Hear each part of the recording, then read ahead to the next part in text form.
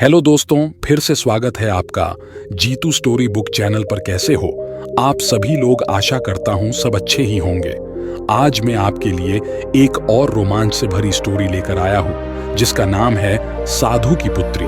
तो शुरू करते हैं आज की स्टोरी। गंगा नदी के किनारे एक साधु रहते थे। वे न केवल विद्वान थे बल्कि उनके पास जादुई शक्तियां भी थीं। एक दिन वे ध्यान में मग्न थे, तभी बाज की चोंच से एक चूहिया छूटकर उनके हाथों में आ गिरी। उसकी छोटी सी पूंछ व काली चमकीली आंखें थीं। उन्हें वह बहुत अच्छी लगी, पर घर ले जाने से पहले उन्होंने जादुई मंत्रों के प्रयोग से उसे एक लड़की में बदल दिया। वे उस लड़की को घर ले जाकर पत्नी से बोले, तुम हमेशा से संतान चाहती थी ना, तो लो, आज से यही हमारी पुत्री है। इसे पूरी देखभाल व स्नेह से पालो। साधु की पत्नी भी अपनी पुत्री को देख प्रसन्न हो उठी। वह उसे राजकुमारी की तरह पालने लगी। साल बीतते गए। नन्ही लड़की एक सुंदर युवती बन गई। जब वह 18 वर्ष की हुई तो साधु व उसकी पत्नी उसके लिए वर तलाशने लगे। साधु ने कहा, मेरी बिटिया का विवाह ऐसे व्यक्ति से होना चाहिए जो सबसे बड़ा हो। मेरे हिसाब से सूर्य ठीक रहेगा। पत्नी ने भी हामी भरी। उन्होंने जादुई मंत्रों के प्रयोग से सूर्य को नीचे बुला लिया। उन्होंने उसे अपनी पुत्री से विवाह करने को कहा, पर पुत्री ने पहले ही न कर दी। वह बोली, पिताजी, यह तो बहुत गर्म है। मैं उससे विवाह करूंगी जो इससे भी बेहतर हो। साधु निराश हो गए। उन्होंने सूर्य से कहा कि वे ही कोई वर सुझाएं।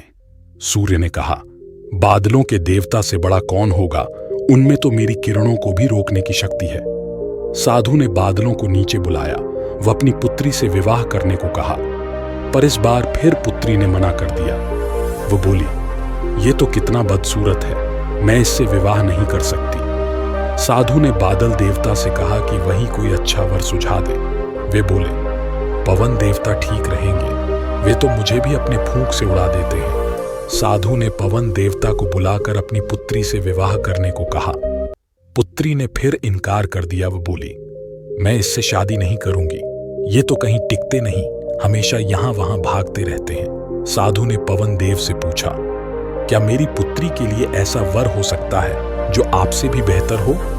पवन देव ने कहा कि पर्वत देव मजबूत व ऊंचे हैं, वे मेरा भी रास्ता रोक देते हैं। साधु ने पर्वत देवता से कहा कि वह उसकी पुत्री से विवाह कर ले। पुत्री ने फिर से मना कर दिया। वो बोली, ये तो बहुत लंबे, सख्त व कठोर हैं, मैं इनसे विवाह नहीं कर सकती। इनसे भी कोई बेहतर चाहिए। पर्वत देवता ने चूहे का नाम सुझाया।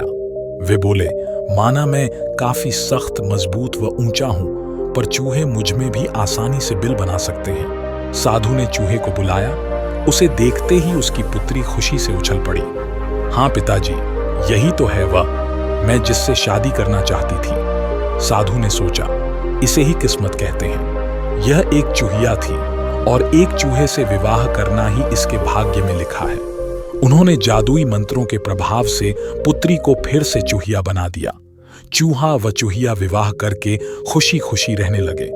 हमें इस स्टोरी से मिलने वाली सीख, कोई भी अपने मूल स्वभाव को नहीं बदल सकता है। ऐसे ही रोमांचक और हॉरर स्टोरी के लिए अभी जीतू स्टोरी बुक चैनल को लाइक और सब्सक्राइब करना न भूलें।